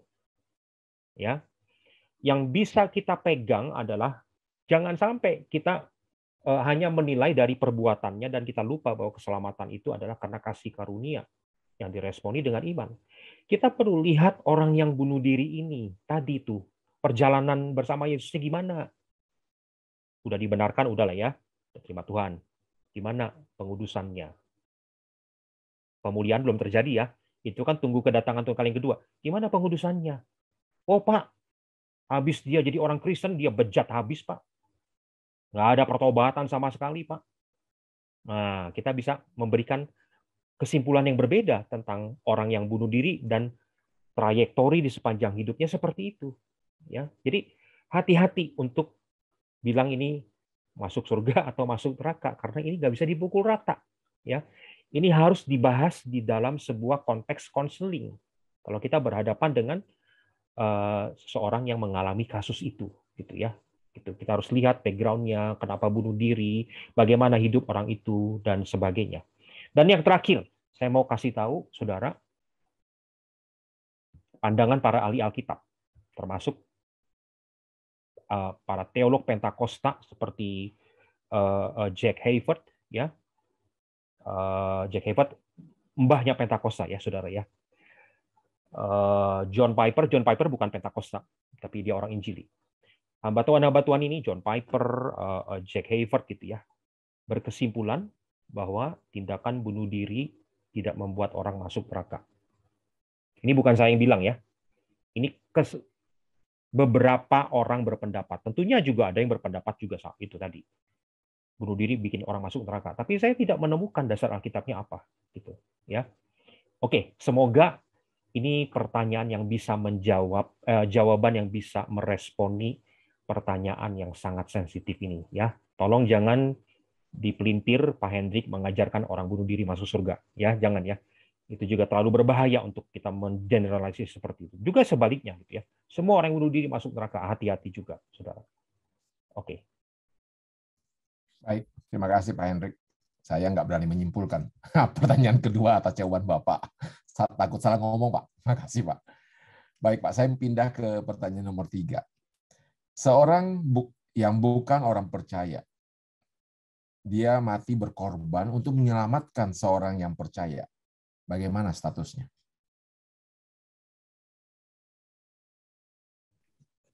Dia melakukan perbuatan yang mulia. Satu kali tindakan itu adalah perbuatan yang mulia. Itu kan yang ditanya status orang yang tadi ya, yang berkorban tadi ya, betul ya harusnya ya. Oke, nah dia melakukan satu tindakan yang mulia. Oke, pertanyaannya kita kembali kepada konsep keselamatan kita. Apakah orang ini mengalami kontak, mengalami perjumpaan dengan Yesus lewat firman, lewat pemberitaan Injil, lewat mimpi, whatever, ada kontak dengan Yesus? Kalau saya ambil kesimpulan tidak ada kontak sama sekali, ya, Apa dasar saya untuk bilang bahwa orang yang melakukan perbuatan yang mulia ini diselamatkan? Punya dasar nggak? Tentu hati kita menjerit, ya kan? Hati kita menjerit. Orang yang baik bisa masuk neraka dong. Orang yang begaju, karena orang Kristen bisa masuk surga. Ya, hati kita menjerit. Karena paradigma kita ini paradigma keadilan, saudara. Paradigma kita ini banyak yang belum disetel berdasarkan kasih karunia atau anugerah. Paradigma keadilan, mata ganti mata, gigi ganti gigi, gitu. Jahat dibalas jahat, baik dibalas baik. Ya kan? Kita susah untuk menerima. Jahat dibalas baik. Tuhan, itu tidak adil. Iya, memang kata Tuhan, itu tidak adil. Makanya namanya bukan keadilan, namanya kasih karunia. Keselamatan adalah keadilan dalam hal hukum dosa adalah maut, dan itu harus terjadi. Siapa yang akan menanggung hukuman itu, betul itu keadilan. Tetapi keselamatan juga bicara tentang hadiah atau kasih karunia. Tidak adil kan? Wong yang bikin dosa kita, yang mati Yesus. Adil nggak? Nggak adil. Wong kita yang berdosa tapi dikasih keselamatan, adil nggak? Nggak adil. Itulah kasih karunia. Ya, so kita kembali lagi kepada konsep itu. Kita selalu kembali bagaimana orang ini dengan Yesus. Gitu ya. Saya tidak bilang agama ya. Sekali lagi, saya tadi bilang apakah ada tracing orang ini entah ketemu Yesus, mendengar Yesus, apapun evidence yang menunjukkan dia kenal Yesus gitu. Begitu Pak Jody. Terima kasih Pak Hendrik. Jadi kembali ke awal doktrin yang pertama, perjumpaan pribadi dengan Tuhan. Ya. Baik Pak, saya akan membacakan pertanyaan yang berikutnya, tapi lebih panjang Pak ya. Jadi saya akan membaca lebih pelan biar Bapak bisa mencerna lebih baik. Saya agak menganut beberapa poin Calvinis, di mana seorang jika selamat juga diberi hati baru oleh Tuhan. Ya. Jadi jika seorang mengaku Kristen tapi hidup dalam dosa, dalam kurung mandi dalam dosa, bukan jatuh dalam dosa dan berusaha benar, dia bukan Kristen karena tidak ada regeneration. Saya ingin bertanya, apakah pandangan ini benar? Dan pertanyaan yang lebih personal, jika seseorang sudah lahir baru dan mengalami regeneration, dan akhirnya hidup dalam dosa lagi, apakah boleh menerima kasih dari Tuhan? Dan bagaimana dengan regeneration dalam situasi seperti itu? Apakah regeneration-nya jadi 2 kali? Mohon penjelasan Bapak. Oke, ini pertanyaan yang cukup dalam ya. Tadi disinggung Calvin. Tentu lawan Calvin adalah Arminian, gitu ya. Oke, bedanya apa sih? Saya nggak perlu sebutin bedanya, nanti terlalu rumit ya. Tapi gini, Calvin bilang tadi orang yang sudah lahir baru atau regeneration ini mirip ya, konsep yang mirip. Regeneration itu bicara tentang lahir baru. Orang yang lahir baru, dia tidak akan lagi mandi dalam dosa. Gitu kan istilahnya tadi ya. Keep on sinning. Okay. Yes, betul. Mau itu Calvin, mau itu Arminian, sama gitu. Oke, nah sekarang gini. Yang berbeda antara Calvin dan Arminian, kalau ada kita berjumpa dengan seperti ini, ada orang Kristen, rajin doa, rajin ke gereja, tiba-tiba mandi dalam dosa, belum bertobat-tobat nih, dan akhirnya meninggal, gitu kan ya? Menurut Calvin gimana orang ini? Calvin akan bilang gini, orang itu sesungguhnya tidak pernah lahir baru loh, karena orang yang lahir baru tidak mungkin lagi mandi dalam dosa. Nah, gitu ya. Itu lensanya si Calvin menjelaskan kejadian bagaimana kalau ada orang Kristen yang tadi itu yang saya bilang. Katanya orang Kristen, tapi mandi dalam dosa sampai meninggal nggak ada pertobatan sama sekali. Totally mandi dalam dosa gitu ya. Calvin akan bilang, orang itu sebenarnya belum pernah lahir baru. Gitu. Ya, lensa Calvin. Lensanya ini rekannya Calvin yang namanya Arminian memberikan penjelasan yang berbeda. Dia akan bilang begini, saudara gitu ya, ketika mengalami yang seperti itu. Oh, orang itu sudah pernah menerima anugerah kelahiran baru. Cuma di dalam perjalanannya, dia memilih untuk berpaling dari anugerah itu. Ya, Kayak yang tadi saya jelaskan itu loh. Kereta api dari Jakarta ke Surabaya, ya duduk tenang lah, sampailah ke Surabaya. Tapi masalahnya orang itu nggak mau duduk tenang, dia pilih turun di Cirebon, ya nggak sampai ke Surabaya, gitu kan. Nah, itu penjelasan Arminian seperti itu kira-kira ya. Tapi ujungnya begini gitu saudara ya, bahwa orang yang lahir baru itu kalau dia tetap mempertahankan hidup di dalam statusnya kelahiran baru, dia tidak akan mandi dalam dosa. Itu yang terpenting. Ya. Nah, jadi pertanyaan tadi ya, kita tidak mengenal ada kelahiran baru 2 kali. Orang sudah lahir baru lalu kemudian mandi dalam dosa, apakah perlu mengalami lagi regenerasi atau perlu lagi mengalami kelahiran baru? Tidak. Tidak. Itu bukan lagi bicara kelahiran baru ya, tapi itu bicara pemulihan, itu bicara pertobatan. Apakah orang yang tadi mandi dalam dosa, bertobat, mandi dalam dosa lagi, tobat lagi, mandi dalam dosa lagi gitu ya. Kira-kira Tuhan akan terima nggak sih? Nah, itu kan pertanyaan tadi gitu ya. Apa yang Tuhan akan meresponi seperti apa? 2 respon Tuhan. Kita tidak bisa ngatur Tuhan mau meresponi seperti apa. Tapi Alkitab bicara Tuhan itu panjang sabar. Kalau panjang sabar artinya apa? Well, ada kayak toleransi. Kita nggak tahu sejauh mana toleransinya. Pokoknya Tuhan panjang sabar. Saudara lihat, Israel dan Yehuda perlu memberontak dan menyembah berhala seberapa parah sampai akhirnya titik Tuhan, ya titik ini udah dilewati. Aku akan hukum, buang ke Babilonia 70 tahun. Aku akan hancurkan kota Yerusalem. Aku akan hancurkan bait Allah. Orang akan mati dengan pedang, dengan penyakit sampar, dengan kelaparan. Tidak ada yang tersisa. Sampai Tuhan di titik itu Israel sudah seberapa jauh, seberapa kurang ajar, seberapa berontaknya tuh. Nah, jadi kita lihat unsur yang pertama, Tuhan itu sangat panjang sabar. Tapi jangan lupa yang kedua, Tuhan bukan hanya panjang sabar, Tuhan juga adil. Ada titik di mana dia akan lakukan bagian yang perlu dilakukan gitu. Hukuman itu terjadi. Bukan hanya hukuman kekal, hukuman di bumi ini gitu. Gitu ya. Kita tidak pernah tahu. Ini kita tidak bisa atur Tuhan. Tuhan itu orang kurang ajar banget, Tuhan. Habisin. Nggak bisa. Kalau Tuhan mau panjang sabar gimana gitu. Ya. Contoh saudara ya. Saudara tahu di Kisah Para Rasul ada kejadian yang sangat mengerikan. Ananias dan Safira disamber. Aduh, dosanya apa sih saudara? Dosanya itu dia ngaku ini hasil seluruh penjualan. Nih, aku kasih nih hasil seluruh penjualan rumahku. Padahal ini bukan hasil seluruh penjualan itu doang. Berdosa, iya berdosa.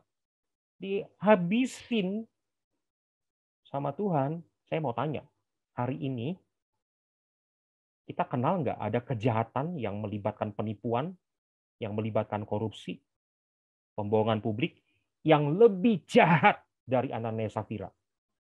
Ada nggak menurut saudara? Saya yakin ada tuh. Kita tinggal buka aja surat kabar. Tapi kita tidak menemukan Tuhan bertindak seperti Ananias Safira kan. Jadi kita nggak bisa atur Tuhan mesti ngapain dan merespon seperti apa. Kita hanya bisa pegang 2 hal ini. Iya, dia panjang sabar, artinya kepada kita yang berdosa, jatuh dalam dosa, dia panjang sabar. Wow, ini luar biasa loh saudara. Tapi kemurahan Tuhan ada kekerasannya juga. Hati-hati, kamu jangan permainkan panjang sabar dan kemurahan Tuhan. Israel aja dipotong karena kekerasan Tuhan. Tadi saya tak bilang kan, sampai seberapa parah, sampai seberapa gila sih pemberontakan Israel, sampai akhirnya Tuhan potong gitu kan. Ya, so hati-hati dengan 2 hal ini gitu. Ya, tidak ada kelahiran baru 2 kali. Yang ada adalah pertobatan ya, dengan memperhatikan bagaimana Tuhan meresponi pertobatan orang-orang yang berdosa. Ada panjang sabar, ada kemurahan, dan juga ada kekerasan Tuhan. Dan kita harus perhatikan kedua hal ini dengan seimbang. Baik, terima kasih Pak Hendrik. Kembali lagi. Ini lanjut Pak Hendrik ya. Dia hamba Tuhan ini menambahkan pertanyaan dari apa yang Bapak jawab tadi. Dia menambahkan begini Pak. Saya ingin juga bertanya mengenai dengan Efesus 2 ayat 8 yang sampai 9 yang berbicara bahwa keselamatan oleh kasih karunia melalui iman. Dan Yakobus pasal 2 ayat 24 yang mengatakan seorang dibenarkan melalui perbuatan, bukan hanya iman. Kalau dengan ilustrasi Bapak mengenai perjalanan kereta api, bagaimana merespon keberatan kalau penggambaran keselamatan yang demikian dianggap bertentangan dengan keselamatan by grace alone? Dan ilustrasi tersebut berarti ada unsur perbuatan dalam keselamatan, sehingga bukan by God's grace alone. Ya, bagus. Ini pertanyaan yang sulit juga ya. Yang pertama, ilustrasi kereta api adalah ilustrasi atau metafor ya. Ilustrasi tidak bermaksud untuk menyampaikan seluruh kebenaran. Saya ambil contoh ya, metafora atau ilustrasi. Kedatangan Tuhan itu seperti pencuri. Dalam hal apa kedatangan Tuhan itu seperti pencuri? Apakah kedatangan Tuhan seperti pencuri adalah artinya, oh kedatangan Tuhan seperti pencuri. Pencuri itu kalau datang punya maksud jahat. Apakah kedatangan Tuhan itu punya maksud jahat? Tentunya tidak. Kedatangan Tuhan diilustrasikan atau dimetaforakan dengan kedatangan pencuri dalam hal waktunya yang tidak terduga. So, jadi ya, kalau kita ngomong ilustrasi yang tadi saya sebut, kita ngomong metafora, itu ilustrasi dan metafora itu selalu terbatas ya, tidak bisa menyampaikan seluruh kebenaran yang berusaha untuk diwakili oleh ilustrasi tadi. Gitu. Nah itu yang pertama. Jadi yang kedua, antara Efesus dengan Yakobus. Efesus bilang karena kasih karunia lewat iman, Yakobus bilang dibenarkan karena perbuatan. Kita sekarang bertanya, apakah Efesus dan Yakobus? Ingat ya, perjalanan adalah sebuah journey. Tadi udah kelihatan kan journey-nya kan? Bukan satu titik gitu. Nah, kalau kita memahami perjalanan sebuah journey, sebuah proses, baru kita bisa menjawab bedanya Efesus yang bilang keselamatan itu berdasarkan kasih karunia dengan Yakobus yang bilang, benar, Yakobus bilang begitu. Dia dibenarkan karena perbuatan gitu, diselamatkan karena perbuatan. Ini bicara tentang dua titik yang berbeda dari perjalanan keselamatan itu. Ya. Yang titik awalnya by grace. Orang mau berbuat apa? Mau bejat total? Ya. Dia harus Tuhan berikan prevenient grace, anugerah yang mendahului, baru dia bisa merespon, belum bisa lakukan apa-apa, perbuatan apa-apa nggak bisa gitu. Jadi by grace benar gitu. Nah, dibenarkan kan tadi kan? Punya iman, dibenarkan, then what? Lalu ngapain sesudah itu? Nah, gitu kan. Sesudah itu tadi kita lihat baru muncul yang namanya perbuatan. Yang tadi pengudusan itu artinya kita memilih. Memilih kan, berarti kan perbuatan-perbuatan di dalam kehidupan kita. Saya memilih untuk bertindak jujur. Saya memilih setia dengan pasangan. Itu perbuatan bukan? Perbuatan. Perbuatan itu menunjukkan tadi yang tadi saya bilang. Benar nih, saya melihat di dalam diri orang ini sebuah pengudusan. Tidak lagi berbohong, jadi setia, dan sebagainya. Saya melihat dia ada di trayektori keselamatan ini. Sekali lagi, tidak ada yang bisa ngejudge dia selamat atau tidak, hanya Tuhan ya. Kita hanya bisa memperkirakan trayektorinya nih, perjalanannya benar nih kira-kira gitu. Ya. Jadi benar dibenarkan karena perbuatan, di titik mana masalahnya? Bukan di titik awal gitu. Karena tidak mungkin orang berbuat baik di titik awal ya. Berdosa gitu. Sesudah dibenarkan baru mengalami pengudusan. Nah, di titik ini baru kita bicara tentang perbuatan. Tapi sekali lagi, itu bukan berarti perbuatan yang menyelamatkan. Ingat ya, tanpa ada titik awal yang namanya pembenaran karena iman lewat anugerah itu, orang tidak mungkin diselamatkan. Tidak ada perbuatan yang bisa menyelamatkan. Ya, tetapi sesudah kita dibenarkan, salah satu jaminan, tanda, kepastian bahwa dia ada di dalam trayektori keselamatan ini adalah dia mengalami pengudusan. Itu bicara tentang perbuatan. Ya, bukan keselamatan berdasarkan perbuatan. Gitu.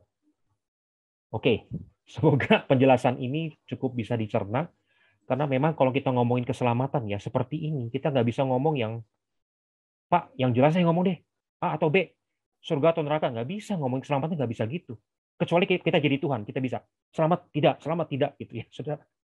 Oke, silakan saya kembalikan ke Pak John. Baik, terima kasih Pak. Jadi saya cuma menyimpulkan itu dua titik yang berbeda antara pada saat pertama kita dapat grace dari Tuhan dan ketika kita mengerjakan keselamatan. Tapi lanjut lagi Pak, ini ada pertanyaan yang berkaitan dengan penjelasan Pak Hendrik baru-baru. Filipi pasal 2 mencatat bahwa kita harus mengerjakan keselamatan kita. Pertanyaannya, apakah keselamatan bisa hilang dari manusia sehingga kita harus mengerjakan keselamatan kita tersebut? Dan apakah keselamatan itu hilang, padahal keselamatan itu adalah grace dari Tuhan?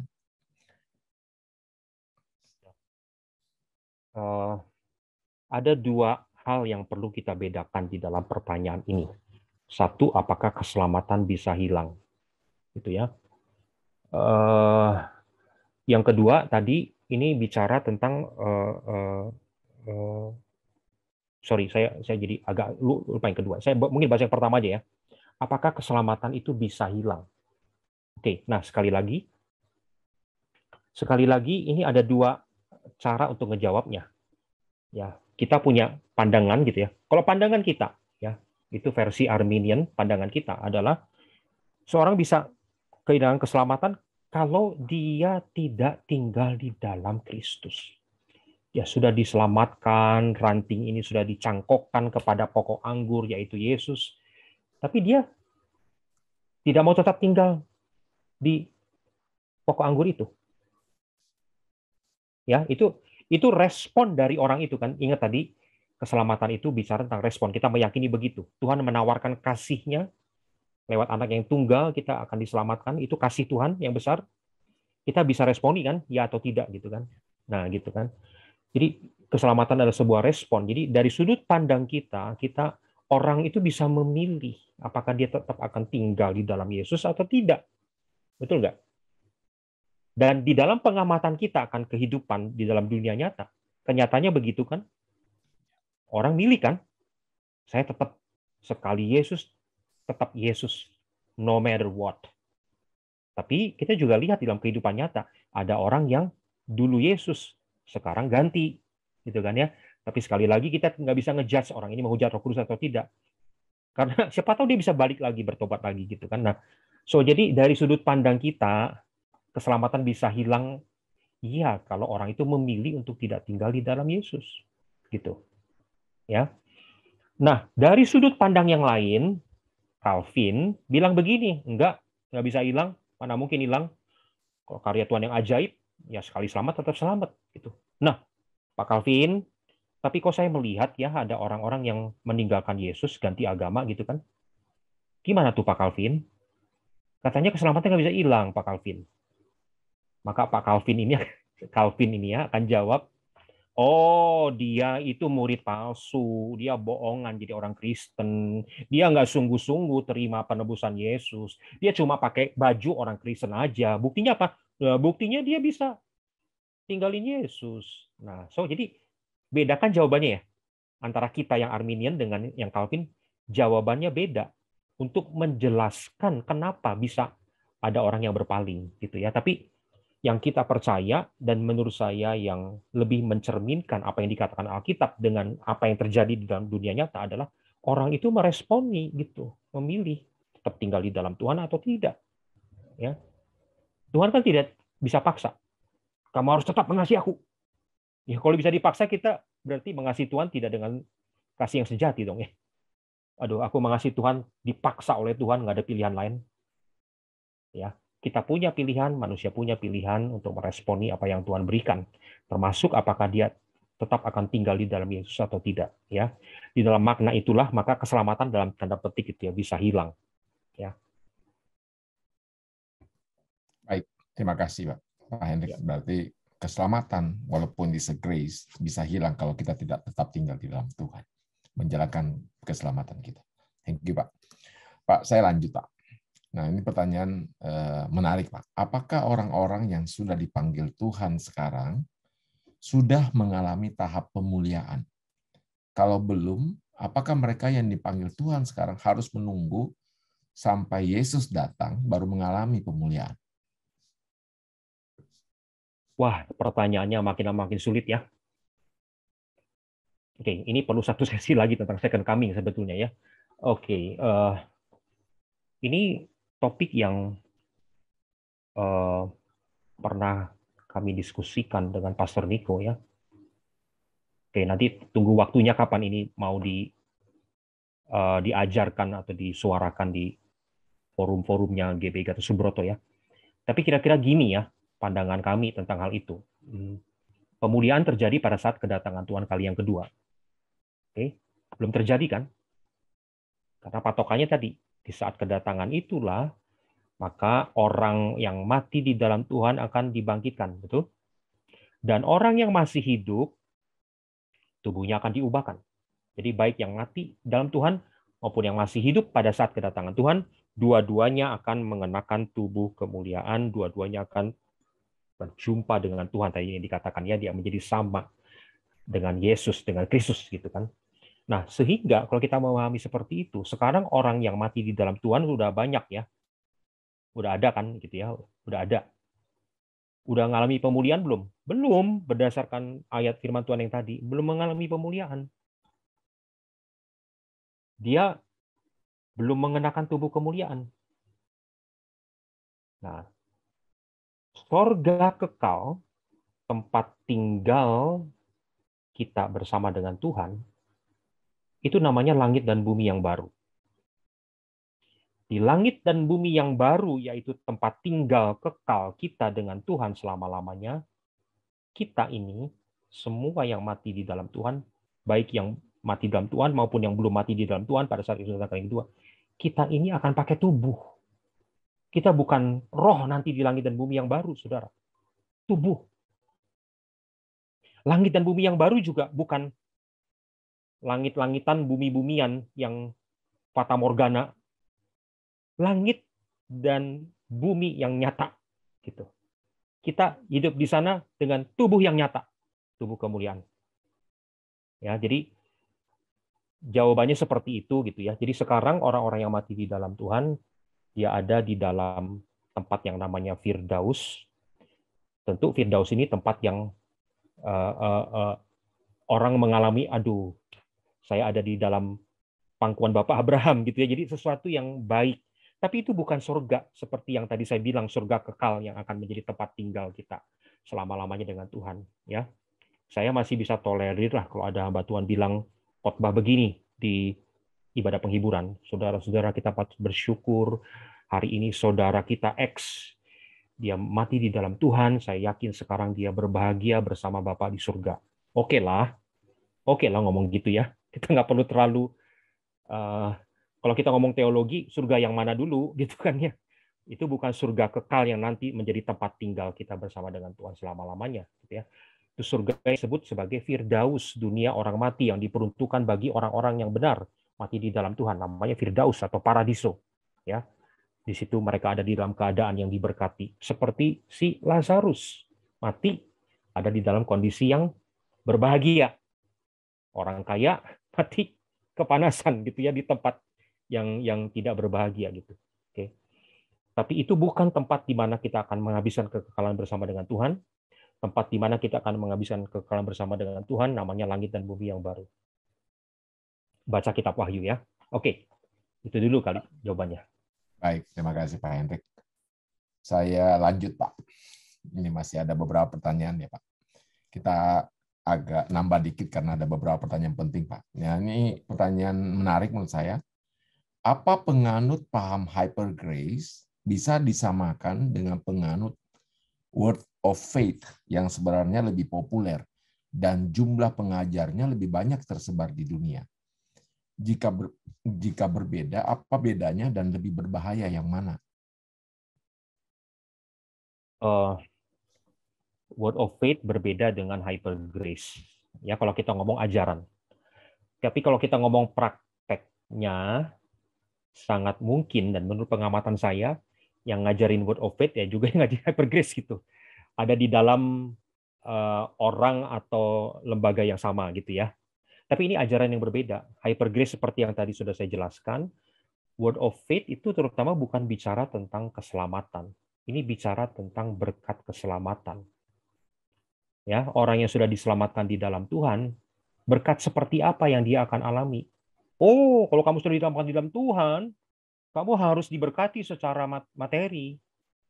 Kamu harus sehat walafiat. Kalau ada orang yang, oke, kalau begitu, oke. Wah, ini ada orang yang masih hidup dalam kemiskinan, sakit-sakit. Gimana dong orang itu? Oh, orang itu masih hidup di dalam kutuk, dia kurang beriman. Nah, kira-kira gitu ya, pandangan word of faith gitu ya. Jadi kamu yang di dalam Tuhan, kamu harus mereka sangat menekankan gitu ya, perkataanmu yang menentukan kamu hidupnya nanti seperti apa di dalam Tuhan. Oh, kamu kurang diberkati, iya. Kamu kurang mengucapkan kata-kata berkat. Oh, jadi kita pikir-pikir ya. Oh, jadi berkat Tuhan ditentukan oleh ini ya. Seberapa sering kita ngomongin, saya diberkati, saya diberkati. Apa betul begitu? Kira-kira? Tentu saya bukannya menyanggah atau bilang, jangan ngomong, saya diberkati. Bukan.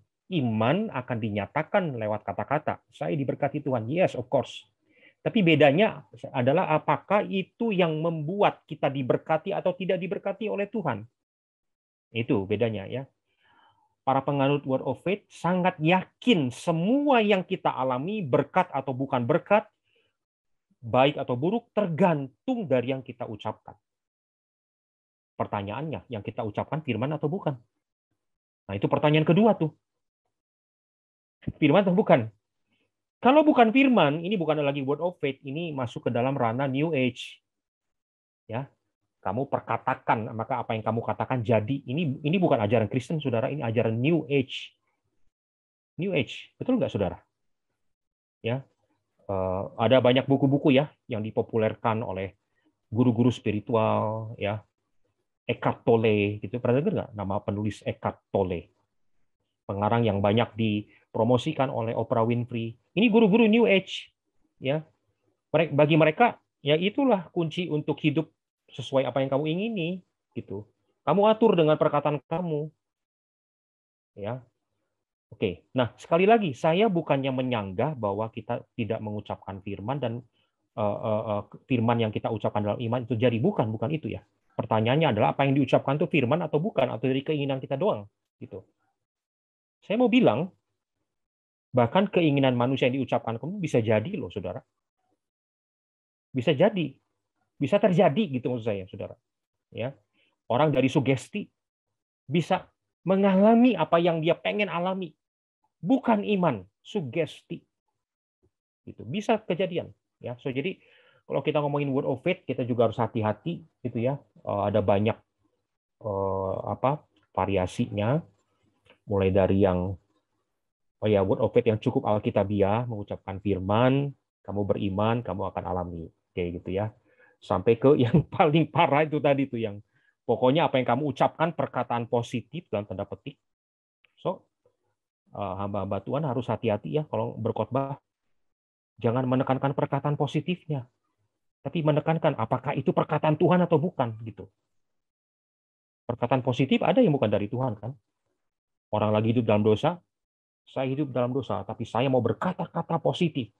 Saya tetap akan punya karir yang bagus, dosa atau tidak. Perkataan positif kan. Tapi dari Tuhan atau bukan itu?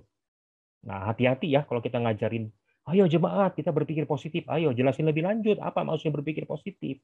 Ya, berpikir sesuatu yang dari Tuhan, memperkatakan sesuatu yang dari Tuhan. So, ini dua hal yang berbeda antara word of faith dengan hyper grace, meskipun pada kenyataannya sekali lagi mungkin saja campur baur ketika dalam prakteknya ya, oleh hamba Tuhan tertentu, oleh gerakan tertentu. Semoga menjawab. Baik, terima kasih Pak Hendrik. Saya masuk ke dua pertanyaan terakhir, Pak. Ya, dua pertanyaan terakhir. Kalau nggak habis-habis nih, Pak. Ini pertanyaan masih masuk terus. Pak, Hyper Grace mengajarkan bahwa darah Yesus itu penebusan dosa dari darah Tuhan Yesus itu membersihkan, menyucikan dosa kita, dosa yang masa lalu, dosa saat ini, dan dosa di masa mendatang. Ya Pak, jadi pertanyaannya adalah bagaimana cara kita menjawab pernyataan-pernyataan tentang penebusan dosa seperti ini. Nih, bagaimana kita meng-counter, Pak? Nah, pertanyaan itu yang pertama ya Pak. Yang kedua, apakah ada yang salah jika kita berkata sekali selamat, tetap selamat? Ya. Dua pertanyaan. Pertanyaan yang kedua sudah saya jelaskan di dalam slide yang tadi ya. Cukup jelas ya. Makanya jawabannya bisa ya atau tidak tergantung apa yang dimaksud dengan sekali selamat tetap selamat. Gitu kan ya. Oke. Nah, jadi saya jawab yang pertanyaan pertama saja terkait bagaimana mengcounter pandangan hyper grace tadi yang sangat menekankan bahwa pengorbanan Yesus sudah menebus dosamu di masa lalu, masa kini, dan masa depan. Oke. Kita dalam hal apa hyper grace salah? Dalam hal so what-nya. Oke? Pengorbanan Yesus sudah menebus dosamu, masa lalu, masa kini, masa depan. So what? Then what? Nggak perlu ngaku dosa lagi. Udah beres kan?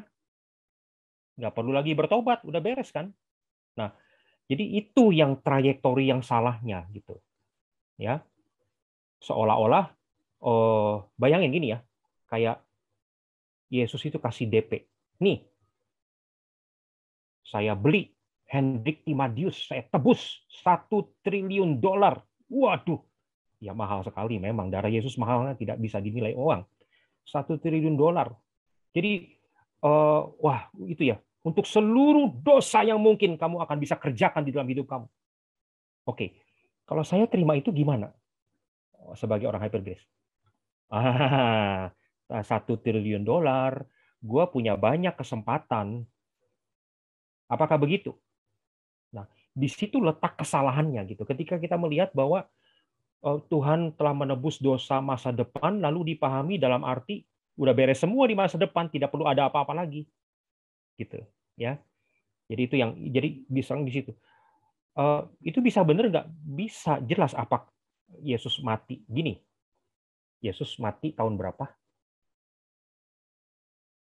Tahun 30, katakanlah tahun 33 sudah Masehi gitu ya, meninggal. Di situ dia mencurahkan darahnya di Bukit Kalvari tahun 33. Tuh. Sekarang kita hidup, manusia yang hidup di tahun 2020, berdosa di tahun 2020, di dalam kerangka waktu kapan Yesus mati, betul nggak bahwa dosa yang dilakukan orang di tahun 2020 adalah dosa yang terjadi di masa datang?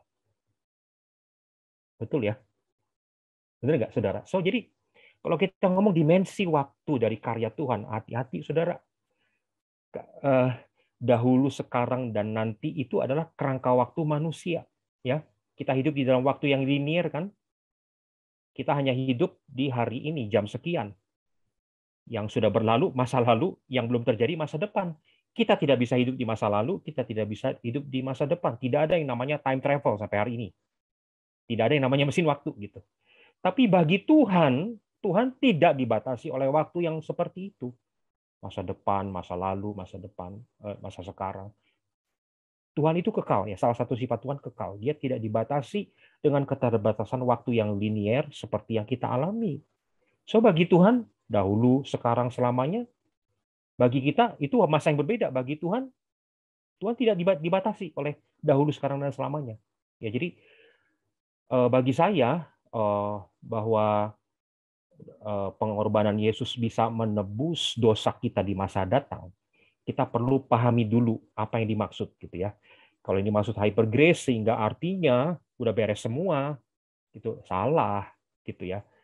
Tapi kalau kita pahami dalam arti bahwa korban darah Yesus tersedia kepada siapapun yang akan datang kepada Dia, gitu ya. Seluruh hidup Dia akan tersedia korban penebusan buat seluruh dosa yang terjadi di dalam hidup Dia. Itu benar, memahami begitu, gitu ya. So jadi hati-hati ya, gitu ya. Hati-hati untuk ini ya, berpendapat dalam hal ini. Baik, terima kasih Pak Hendrik. Satu pertanyaan terakhir sebelum saya serahkan ke Pak Johan, Pak. Ini contoh dari Yudas Iskariot. Apakah ini contoh bahwa Yudas Iskariot tidak menerima keselamatan? Bagaimana pendapat Bapak tentang Yudas Iskariot, Pak? Oke, saya akan jawab dari sudut pandang yang kita pahami ya. Yang dari tadi saya sudah jelaskan sudut pandang kita seperti apa gitu. Yudas Iskariot itu punya yang pertama, apakah Yesus tahu bahwa akan ada seorang muridnya yang akan mengkhianati dia? Tentu Yesus tahu. Dia Allah, ya. Apakah ketika Yesus memilih Yudas Iskariot menjadi muridnya, itu adalah sebuah pemilihan yang pura-pura? Ah, saya tahu dia akan berkhianat, ya udah kita pilih-pilih aja. Tidak, Yesus memilih Yudas sebagai muridnya, yang artinya Yesus menawarkan anugerah kepada Yudas Iskariot, itu adalah sejati. Benar gitu. Ya. Nah, tetapi masalah tadi tetap tinggal di dalam Tuhan. Yudas memilih untuk tidak tetap tinggal di dalam Yesus. Ya, sehingga apa yang dia lakukan kita pahami sebagai respon dia terhadap tawaran anugerah keselamatan dari Tuhan Yesus. Itu cara pandang kita untuk melihat, ya. Itulah yang terjadi dengan Yudas. Baik, terima kasih Pak Pastor Hendrik. Terima kasih waktu, terima kasih pembahasannya. Materi yang luar biasa baik, dan saya yakin kita banyak belajar. Saya serahkan ke Pak Johan. Pak Hendrik, terima kasih banyak. Beliau adalah seorang yang diurapi dan seorang yang dapat mengupas firman Tuhan dari berbagai sisi, tetapi akurasi daripada kebenaran firman Tuhan itulah yang disampaikan beliau.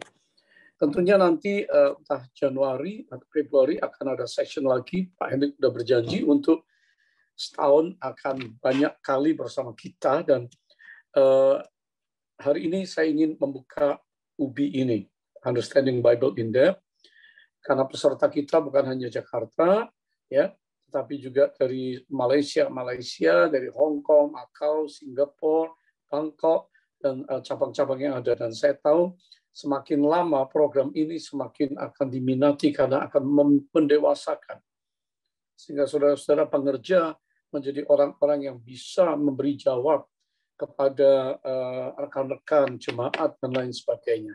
Terima kasih untuk pembukaan hari ini, dan saya katakan hari ini adalah hari yang diberkati Tuhan, dan setiap 2 Rabu sekali. Jadi hari ini, nanti 2 Rabu dari sekarang, kembali akan ada program UBI ini.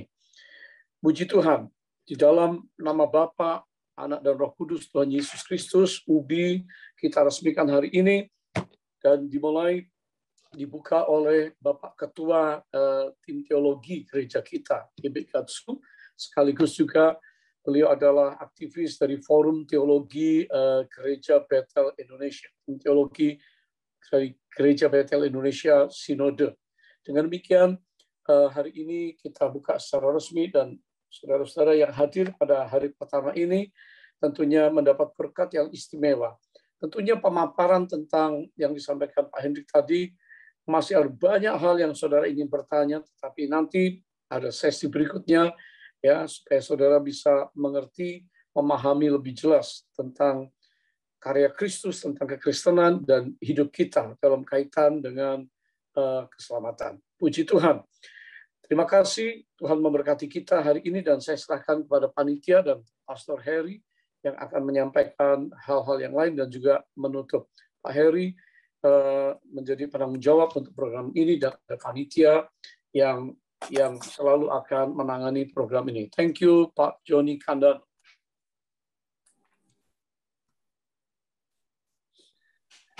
Ya, saya percaya setiap kita belajar banyak malam hari ini, ya. Pelajaran yang lebih serius, karena ini UBI adalah Understanding Bible in Depth, ya. Jadi tentunya kalau saudara ketinggalan tadi mencatat, belum sempat catat, dalam 2 hari saudara bisa kembali menayang di YouTube, sehingga saudara bisa mempelajari lebih lagi, ya.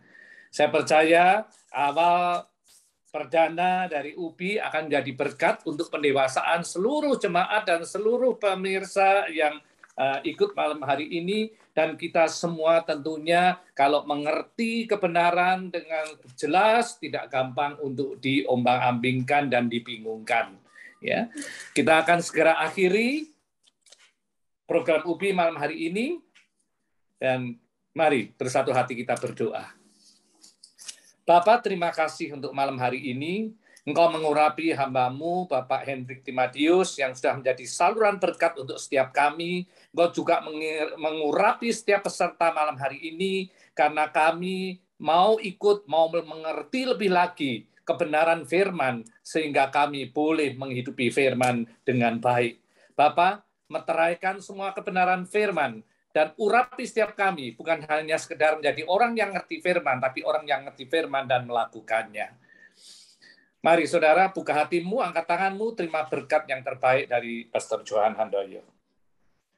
Berkat yang sempurna dari Allah Bapa yang mengasihi kita di dalam Kristus Yesus, Tuhan Juru Selamat dan Raja yang akan datang, persekutuan dengan Roh-Nya yang kudus akan menyertai, tinggal, mengurapi kita, mengurapi hati. Kami merindukanmu. Semua kita katakan, amin. Amin. Tuhan memberkati. Amin. God bless.